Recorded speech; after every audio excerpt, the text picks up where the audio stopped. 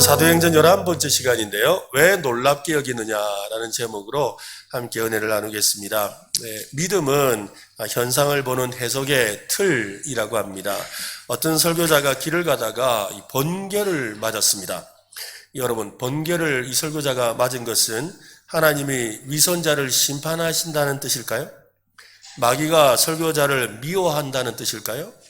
단지 다른 사람들과 마찬가지로 설교자도 내우가 번개가 치는 날 밖에 나가면 안 된다라는 것을 가르쳐 주는 것일까요?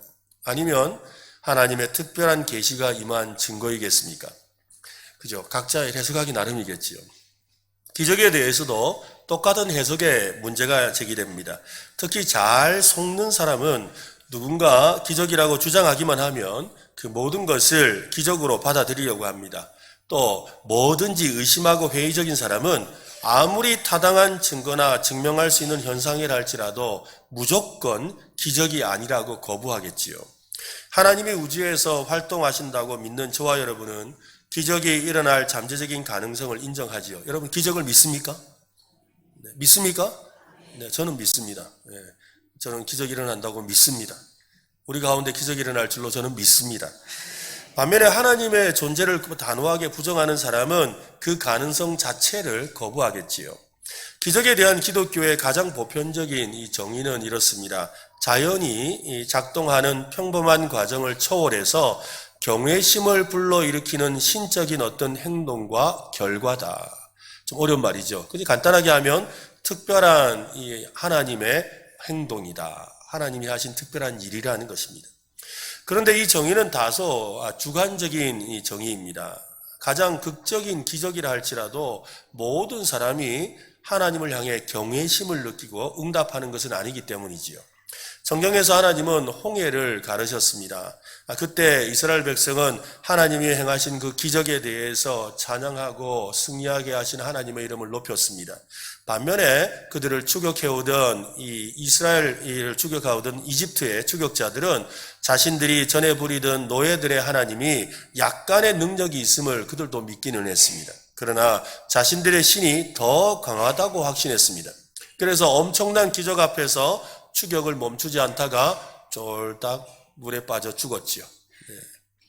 성경은 기적을 때로는 표적이라고 표현합니다. 사람들의 이목을 집중시키고 하나님을 나타내는 기적을 표적이라고 하는데요. 안타깝게도 기적이든 표적이든 의심하고 불신하는 사람에게는 10억 분의 1의 우연이라고 일축해버리고 말지요. 그러니까 분명히 누가 봐도 기적인데 이걸 그냥 어쩌다가 10억 분의 1, 그건 정말 일어날 수 없는 그런 일, 그러나 일어날 수 있다고 생각하는 그런 대단한 그런 생각을 하지요. 하지만 우리처럼 이미 하나님을 믿고 있다면 기적은 더 많은 감사의 이유를 가져다 줍니다. 기적에 관한 이야기로 설교를 시작하고 있습니다. 성경에 나타난 기적은 지금도 일어난다고 저는 믿습니다. 그때나 지금이나 기적에 대한 사람들의 반응은 별로 다르지 않습니다. 지금까지 살펴본 기적에 대한 사람들의 태도처럼 말입니다. 여러분, 수리남이라는 나라를 아십니까? 멕시코 밑에 있는 그 베네수엘라 뭐 이거 다 비슷한 지역에 있는 나라거든요.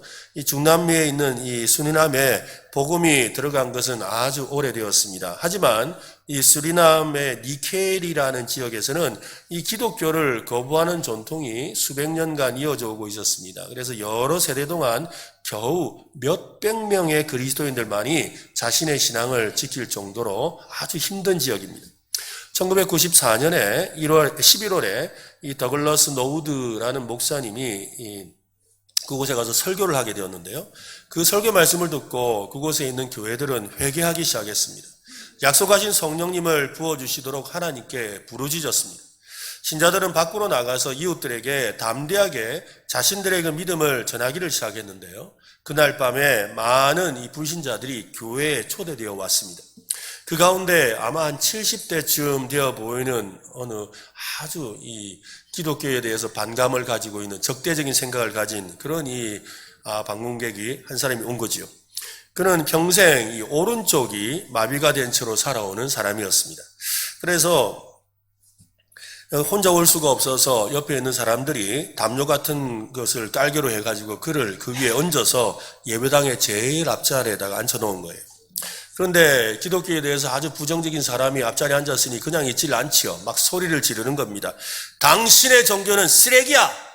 내 종교도 쓰레기야. 나는 시바와 비슈누를 비롯해 다른 신들에게 그토록 기도했지만 아무 일도 일어나지 않았다고. 이제 내가 예수에게 기도하기를 바란다고? 이렇게 소리를 쳤어요. 예수라는 이름을 언급했을 때 그의 그 마비되었던 팔이 갑자기 하늘로 올라가 버린 거예요. 하늘로서 올라가 버렸어요. 그는 충격에 휩싸여서 자기 팔을 보고 자기가 놀라는 거죠. 막 놀랐어요. 예수님의 이름을 언급했을 때 하나님은 그의 마비된 팔을 치유해 주셨습니다. 그 광경을 지켜보던 이 더글라스 노우드 목사는 이렇게 말을 합니다. 그 순간 그 남자는 벌떡 일어나 내 마이크를 움켜쥐고서 예수님이 나를 위해 무슨 일을 하셨는지 보시오! 라고 소리를 질렀습니다. 그러더니 이제 치유된 팔을 공중을 향해서 막 흔들면서 덩실덩실 춤을 추기 시작했습니다. 다른 같이 참여했던 이 불신자들도 그 남자만큼이나 빠르게 회심하는 역사가 일어났다고 합니다. 이 일을 계기로 이 니케리 지역에서 수만 명이 그리스도를 믿게 되었습니다. 할렐루야. 네, 수리남의 니케르에 이 기독교의 부흥이 일어났던 발화점이 되었던 사건이었습니다. 지난 시간에 우리는 은혜를 입어 걷게 된 안전뱅이를 너무나도 기뻐서 서 있기도 하고 또 걷기도 하고 뛰기도 하는 모습을 보았습니다. 평생 원하고 바랐던 성전에 들어가서 자신을 낫게 해주신 하나님을 찬양했습니다. 예수님이 기적을 베푸신 이유가 바로 여기에 있습니다. 예수님께서 기적을 베푸시는 이유는요, 우리를 죄의 속박에서 해방하시려는 것이에요. 그래서 우리 주일학교 노래 중에 그런 거 있잖아요. 오 우리 영혼이 벗어났도다 사냥꾼의 올무에서 새같이. 그죠? 우리가 사냥꾼의 올무, 마귀의 속박에 갇혀 있었는데 예수 그리스도께서 우리를 죄의 속박에서 사망의 그늘에서 건져주신 거예요. 그것이 바로 안전병에 일어난 사건이에요. 죄와 장애에 억눌린 사람들이 자유로운 영혼이 되어 하나님을 찬송하는 역사가 일어난 것입니다. 제9시 기도 시간에 성전을 찾았던 모든 사람이 깜짝 놀랐습니다. 평소에 성전 민문에서 구걸하던 사람이 걷고 하나님을 찬송하는 것을 눈으로 직접 보았기 때문이지요. 사람들이 얼마나 놀랐는지 심히 놀랍게 여기면 놀랐다. 심히도 대단한 건데, 그죠? 그냥 놀랐다 하지 않고 심히 놀랍게 여기고 또 놀랐다. 그러니까 엄청나게 놀랐다는 말을 표현하고 있는 것이지요. 안타까운 것은 그들이 성령님으로 가득해야 되는데 놀라움으로 가득했습니다. 놀라움으로는 아무런 일도 일어나지 않습니다. 기적적으로 일어나게 된 안전뱅이 거리는 정신을 차렸습니다. 베드로와 요한을 솔로몬의 행각에 붙잡아 두고는 사람들을 불러 모았습니다. 순식간에 베드로와 요한은 그 예루살렘의 유명 인사가 되었지요. 베드로는 모여든 사람들에게 외칩니다. 12절 말씀을 읽어보겠습니다. 베드로가 이것을 보고 백성에게 말하되 이스라엘 사람들아 이 일을 왜 놀랍게 여기느냐? 우리 개인의 권능과 경건으로 이 사람을 걷게 한 것처럼 왜 우리를 주목하느냐? 베드로가 왜 이 일을 놀랍게 여기느냐라고 말한 이유가 뭘까요? 지금 뭘 놀랍게 여겼다는 거예요? 안전뱅이가 일어나서 뛰고 찬양하는 것을 보고 왜 놀랍게 여기느냐라고 했어요. 기적이 일어난 것을 보고 왜 놀랍게 여기느냐 했는데 여러분, 기적이 일어나는 게 놀랄 일이 아닙니까? 놀라지도 않으시는군요. 그렇죠? 기적이 일어나는 게 놀랄 일이 아닙니까? 태어날 때부터 걷지도 못하는 안전뱅이가 눈앞에서 일어나서 걷고 뛰고 있는데 그게 놀랄 일이 아닙니까? 그런 기적을 보고 놀라지 않는다면 여러분 도대체 뭘 보고 놀라야 됩니까? 자라보고 놀라야 됩니까? 뭘 보고 놀라야 돼요? 베드로의 말은 그런 뜻이 아닙니다.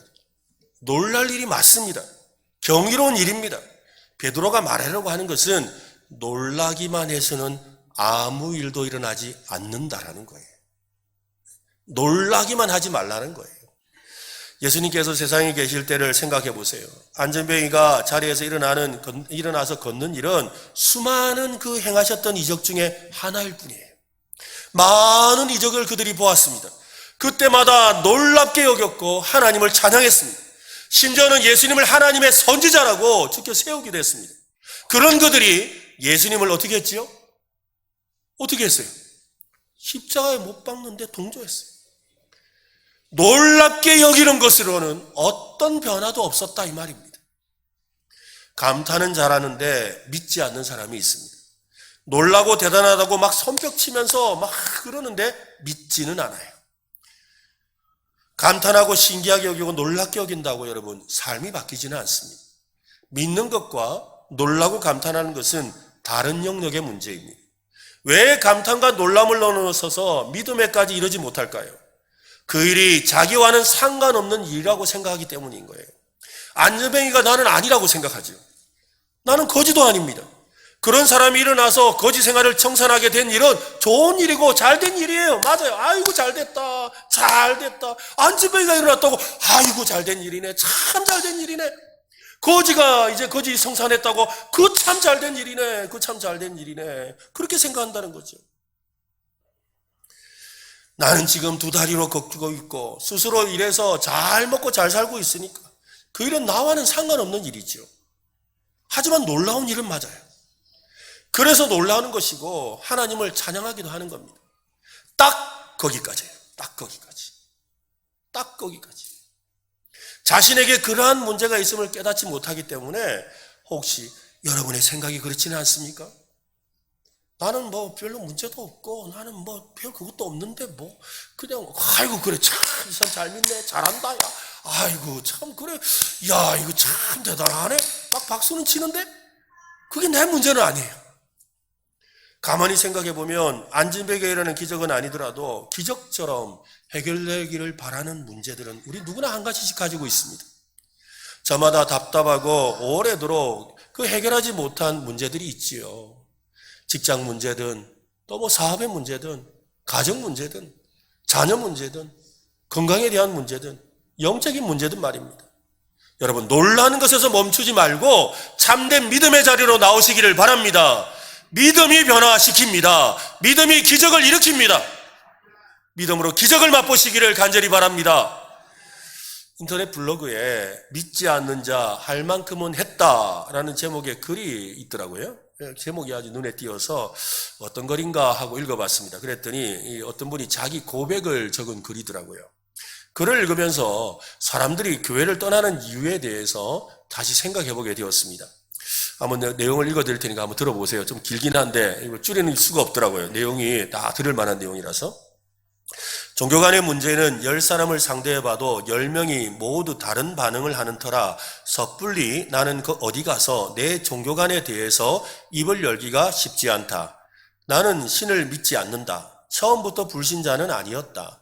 독실한 기독교인이신 부모님 아래서 태어났고 그러니까 모태신앙이었다는 거예요. 어린 시절에는 선택의 여지 없이 교회에서 성장기를 보냈으며 기독교 계열 여학교 재학 당시에는 종교부 일을 맡아서 체프를 주관하는 일도 했다.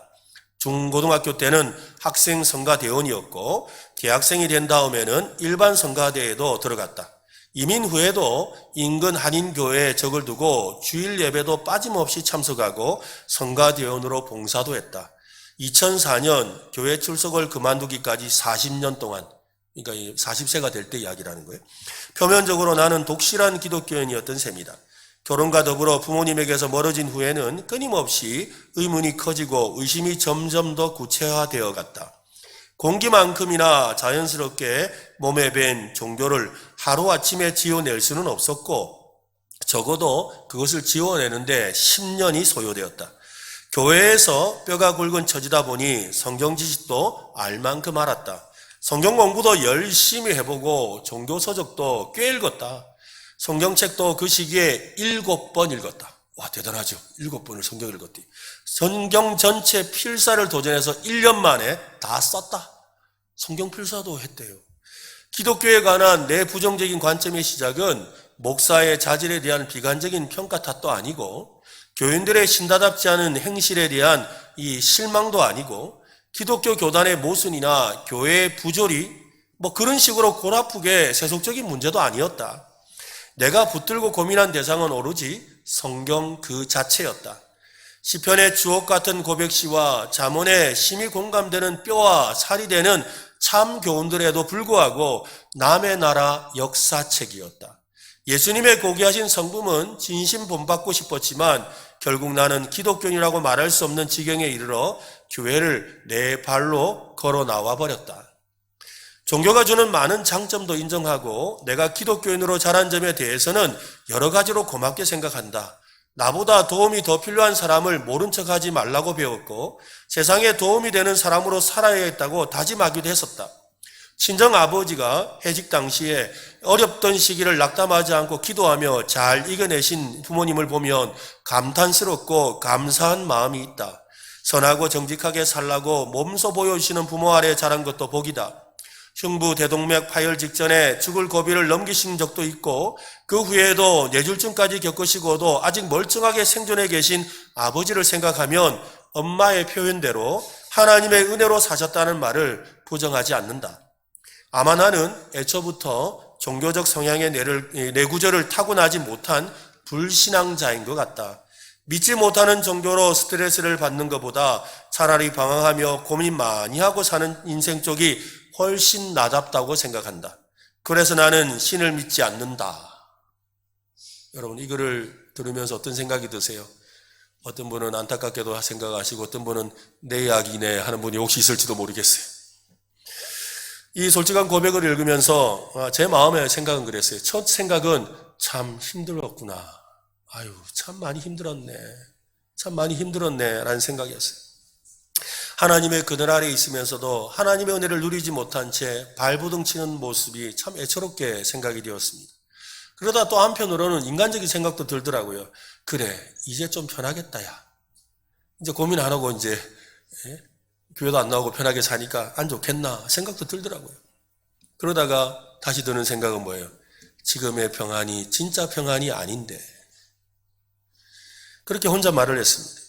여러분, 이 글을 읽으면서 마지막까지 남은 생각은 이거였어요. 변죽만 맴도는구나. 그동안 변죽만 맴돌았구나. 겉만 맴돌고 중심으로 들어가지 못했다는 거예요. 여러분, 변죽이 뭔지 아세요? 변죽이 뭐냐면, 여러분, 요즘에 그 올림픽 때문에 양궁 하잖아요. 그죠? 양궁이 어제도 뭐 금메달 따던데, 양궁에 그 표적이 있지 않습니까? 이렇게 관역이 있는데, 그 관역 밖을 변죽이라 그래요. 그러니까 활을 쏘았는데 어떻게 된 거예요? 이 표적이 안 맞고 딴 데 맞은 거. 그걸 변죽이라는 거예요. 그러니까 주위, 가장자리, 중심에 들어오지 못하고 주변만 맴돌았다 이 말이에요. 그게 변죽을 울린다, 변죽을 맴돌다라는 뜻이에요. 변죽을 울리는 신앙생활을 한 거지요. 신앙의 핵심에서 빗나간 채 살았다는 겁니다. 감탄도 있고 놀라움도 있지만 정작 바라봐야 될 것을 바라보지 못했고 경험해야 될 것을 경험하지 못했습니다. 믿어야 할 것을 믿지 못했죠. 여러분, 뭘 믿어야 됩니까? 뭘 믿어야 되죠? 예수님을 믿어야 돼요. 뭘 믿어야 된다고요? 분명하게 말하세요. 뭘 믿어야 된다고요? 예수님을 믿어야 돼요, 여러분. 예수님 안 믿고 다른 거 많은 거 해봐도 그건 변죽을 울리는 거예요. 변죽을 맴도는 신앙생활은 위험합니다. 구경꾼처럼 감탄하고 놀라는 것으로는 참된 믿음에 이를 수가 없습니다. 변죽만 울리는 신앙생활에서 벗어나려면 여러분 어떻게 해야 될까요? 많은 성도들이 착각합니다. 많은 목사님이 또 이렇게 설교하기도 해요. 여러분, 봉사의 자리에 나오세요. 헌신을 더 해보세요. 성경을 읽어보세요. 기도의 자리에 나와서 더 기도해보세요. 변방에 있지 말고 교회 안으로 깊숙이 들어오세요. 여러분, 그 말은요, 반은 맞고 반은 틀렸어요. 또 다른 변죽을 소개하는 거죠. 또 다른 변죽을 소개하는 거예요. 핵심이 빠져 있어요. 베드로는 사람들을 향해 외칩니다. 12절 말씀을 보세요. 같이 읽어봅시다. 시작. 베드로가 이것을 보고 백성에게 말하되 이스라엘 사람들아, 이 일을 왜 놀랍게 여기느냐? 우리의 개인의 권능과 경건으로 이 사람을 걷게 한 것처럼 왜 우리를 주목하느냐? 베드로는 우리가 이 사람을 걷게 한 것처럼 왜 우리를 주목합니까? 라고 반문하죠. 변죽을 울리는 사건이나 사람에게 집중하지 말라라고 하는 거예요. 진짜 집중해야 될 것을 보라 그러죠. 그 중심을 보라는 거예요. 베드로가 소개하는 변죽이 아니라 복판은 여러분 누굽니까? 예수 그리스도예요, 여러분. 지금 주목하여 보아야 하는 것은 걷고 뛰고 있는 안전병이가 아닙니다. 베드로와 요한도 아닙니다. 하나님의 아들 예수 그리스도입니다. 모든 중심은 예수 그리스도입니다. 부활하신 생명의 주가 되시는 예수님이 사망의 권세에 사로잡혀 살던 안전뱅이를 일으키고 생명으로 나오게 하셨습니다. 변죽에 머물지 말고 복판으로 들어오기 위해서 예수님을 주목하고 그를 믿어야 한다고 베드로가 힘있게 선을 해요. 16절 말씀을 보세요. 읽어봅시다. 그 이름을 믿음으로 그 이름이 너희가 보고 아는 이 사람을 성하게 하였나니 예수로 말미암아 난 믿음이 너희 모든 사람 앞에서 이같이 완전히 낫게 하였느니라. 여러분, 예수님을 바라보시기를 바랍니다. 예수님이 복판에 계세요. 예수님이 중심에 계세요. 여러분, 주변 보지 마세요. 교회 와서 여러분 볼 것 다 봤는데 예수님만 보고 가는 사람이 있어요. 교회 와서 건물도 보고 창문도 보고 청소됐나 안 됐나도 보고 사람들이 어디 앉았나도 보고 가고 목사가 오늘 넥타이 뭐 했나도 보고 가는데 예수님은 안 만나요. 그게 변죽을 울리는 신앙이에요. 아침 일찍부터 와서 봉사하고 늦게까지 땀 흘리며 봉사하고 돌아갔는데 예수님은 안 만났어요. 안타까운 일이에요. 중심에 계시는 예수 그리스도를 만나고 돌아가시기를 바랍니다. 우리의 눈과 귀를 예수님께 집중해야 돼요. 어떻게 하면 예수님께 집중할 수 있습니까? 예수님을 수시로 생각하는 겁니다. 예수님이라면 어떻게 하셨을까? 생각해 보는 거죠. 예수님이 어떤 분이셨지? 생각해 보는 거예요. 그렇게 또 스스로 질문해 보는 겁니다. 여러분, 오늘부터라도 하루에 한 번, 몇 번? 한 번. 하루에 한 번이라도 예수님 생각하면 좋겠습니다. 그죠? 하루에 한 번이라도 예수님 생각하면 좋겠어요. 예수님의 말씀과 그분의 삶을 떠올려 보시기를 간절히 바랍니다. 가끔 후배 목사님들과 이 대화를 하다가 목회 어려운 이야기를 이렇게 듣곤 하지요. 목회하다 보면 참 힘든 일 많아요. 목회하면서 제일 힘든 일 중에 하나는요, 억울한 일이에요. 사람이 살면서 억울한 일을 겪으면 제일 힘들잖아요. 그런데 이 목사는 억울한 일을 겪을 때 말을 못해요. 말하면 뭐라 그래요, 성도님들이. 아니, 목사님이 그런가? 그러면 할 말이 없거든요. 그러니까 말도 못하고 그냥 참아야 되는 거예요. 그러니까 다 목사님들이 보면 이렇게 속병이 다 있어요. 다 뭐 병이 하나씩 갖고 있어요. 왜냐하면 다 참아야 되니까. 그걸 어디가 쏟아내질 못해. 그런데 그러다 보니까 이제 후배 목사님이 저도 뭐 그런 일들이 있죠. 우리 교회 와서는 아직까지는 없습니다만 앞으로도 없게 해주세요. 네. 그런데 후배 목사님 전화 와서 목사님 뭐 이런 데면 목회 못하겠습니다. 막 때려치우고 싶습니다. 뭐 이렇게 하소연을 하지요. 그때 여러분 제가 한참 다 듣고 나서 뭐라 대답해야 될까요? 뭐라 대답하는 게 답입니까? 그죠? 뭐라고요?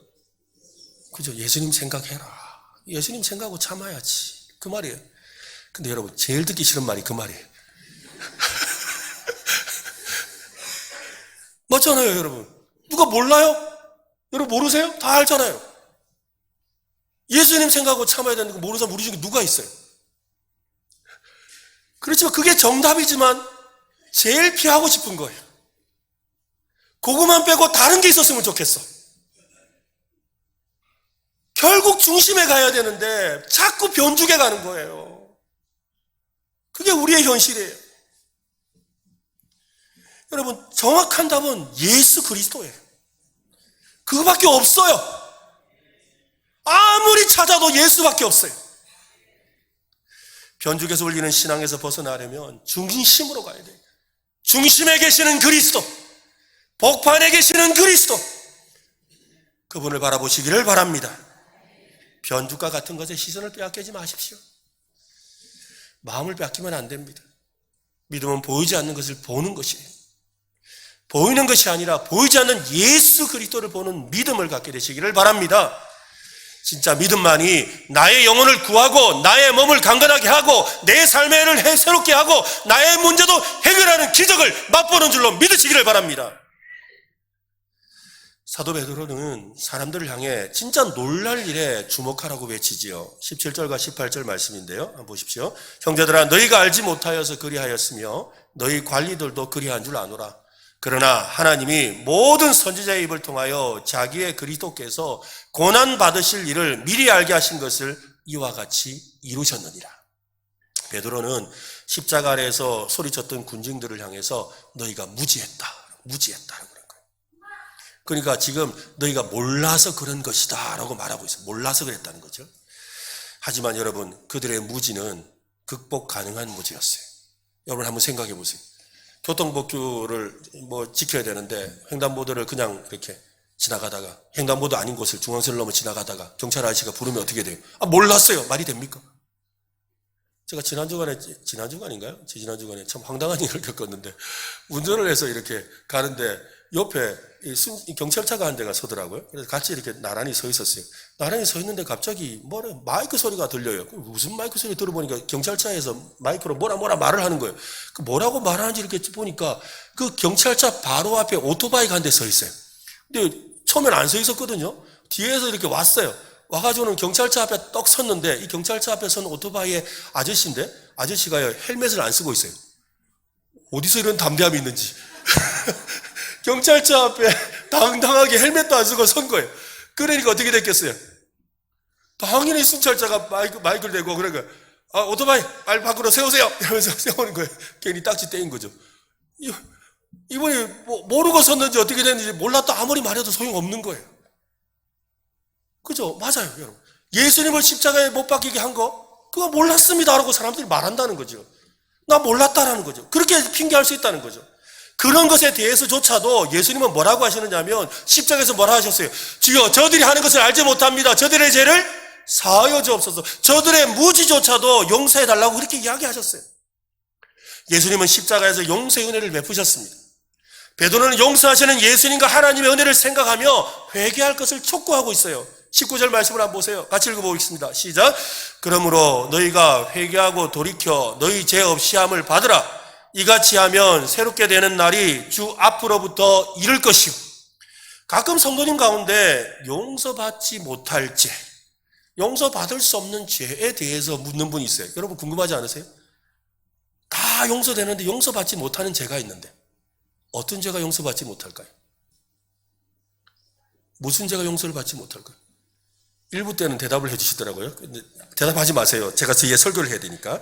네. 용서받지 못하는 죄, 그거 사실 되게 걱정이 되잖아요. 그죠? 내가 이렇게 살다가 혹시나 그 용서받지 못하는 죄를 지으면, 큰일 나잖아요. 걱정이 많이 된단 말이지. 근데 성경은 용서받지 못하는 죄가 있다고 그래요. 예수님은 용서받지 못하는 죄에 대해서 말씀하신 적이 있어요. 마태복음 12장 31절로 32절에 보면, 그러므로 내가 너희에게 이르노니 사람에 대한 모든 죄와 모독은 사심을 얻되 무엇을?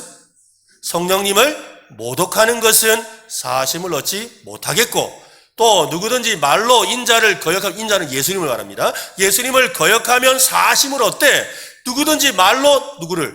성령님을 거역하면 이 세상과 오는 세상에서 사심을 얻지 못한다라고 했어요. 여러분 이거 이상한 이야기 아닙니까? 예수님을 모독하는 죄는 용서가 되고 성령님을 모독한 죄는 용서를 못 받아요. 예수님의 말씀을 거역하면 용서가 되고 성령님의 말씀을 거역하면 용서를 못 받아요. 하나님의 말씀을 거역하면 용서가 되는데, 예수님을 모욕해도 용서가 되는데, 성령님을 모독하면, 성령님을 거역하면 용서가 안 된대요. 아니 성부, 성자, 성령 하나님이 계신데 성령 하나님이 제일 높으신가? 어떻게 된 거예요? 세 분이 같은 하나님이신데 왜 성부 하나님 말씀에는 용서가 되고 성자 하나님 말씀에도 용서가 되는데 왜 성령 하나님 말씀에는 용서가 안 돼요? 왜 그럴까요? 성령님을 모독하고 거역하는 죄가 뭔지를 알아야 되겠죠. 다른 건 몰라도 이건 알아야 되는 거예요. 그 죄는 바로 뭔지 아세요? 회개하지 않는 죄예요. 뭐라고요? 회개하지 않는 죄. 몰라서 그랬을 수도 있어요. 그죠? 또 부지불식한 일을 할 수도 있어요. 알았다면 회개해야 돼요. 들었다면 회개해야 돼요. 성령님께서 회개할 마음을 주시는데 거부하는 죄를 말합니다. 삶을 돌이키고 예수님께 집중하라는 말씀을 거부하는 것이지요. 성령님의 은혜로 모든 죄를 용서받고 새롭게 될 수 있음을 믿지 않는 죄입니다. 모든 죄는 용서받지만 회개하지 않는 죄는 용서받을 수 없어요. 베드로는 결단을 촉구하고 있습니다. 살아계신 예수 그리스도가 지금 너희들이 보는 가운데 안전병이를 치유하셨다. 더 핑계할 수 없다. 회개하고 돌이켜 죄 없이 함을 받으라. 말세의 모든 사람에게 성령을 부어주겠다는 약속의 말씀이 이루어졌잖아요. 그래서 요엘서 말씀을 통해서 말세의 모든 사람에게 성령이 부어졌다. 성령이 부어져서 뭘 한다는 거예요? 각 사람의 마음의 문을 두드린다는 거예요. 예수님을 바라보라고 예수님을 믿으라고 그렇게 하나님의 말씀이 그들에게 주어지면 마음 문을 두드리는데, 회개하고 돌이키라고 두드리는데 어떻게 했다는 거예요? 그 성령님의 말씀을 거역했다는 거예요. 돌이키지 않았다는 거예요. 회개하지 않았다는 것이죠. 여러분, 성령님의 말씀에 순종해서 진정한 회개의 삶을 사시기를 바랍니다. 베드로의 이 설교를 듣고 5,000명이나 되는 사람이 회개하고 믿게 되었어요. 오순절 성령 강림 사건으로는 3,000명인데 이 설교를 듣고 5,000명이 회개하고 예수를 믿어요. 오늘 우리에게도 성령님은 말씀하십니다. 우리에게 감탄과 놀라움에 머물지 말라고 하시지요. 변죽만 울리는 그런 신앙에 머물지 말라고 합니다. 남의 일에 감탄하지 말고 놀라지 말고 자기 일에 감탄하고 놀라야 하는 겁니다. 내가 예수 믿은 것에 놀라야 돼요, 여러분. 내 안에 예수님 계신 것에 놀라야 돼요. 나와 함께 하시는 주님의 능력으로 살아가고 있음을 놀라야 되는 거예요. 오늘 우리 중에 놀라고 놀랍게 여길 만한 일을 기대하는 사람도 있을 겁니다. 하나님이 하셨다고 찬양할 만한 일을 경험하고 싶은 사람도 있을 겁니다. 남에게 찾아온 그 기적과 같은 일이 자신에게 일어나기를 소망하는 사람도 있습니다. 여러분, 그들을 주목하지 마십시오. 예수님을 온전히 바라보시기를 바랍니다. 진짜 믿음 달라고 기도하시기 바랍니다. 예수님 바라보는 우리의 마음을 흔들고 어지럽고 또 의심하게 만드는 무지와 편견과 불순종의 마음을 회개하고 예수님만 바라본다면 오늘 기적을 맛볼 줄로 믿습니다. 그 기적의 삶을 살아가시기를 예수님의 이름으로 축원합니다.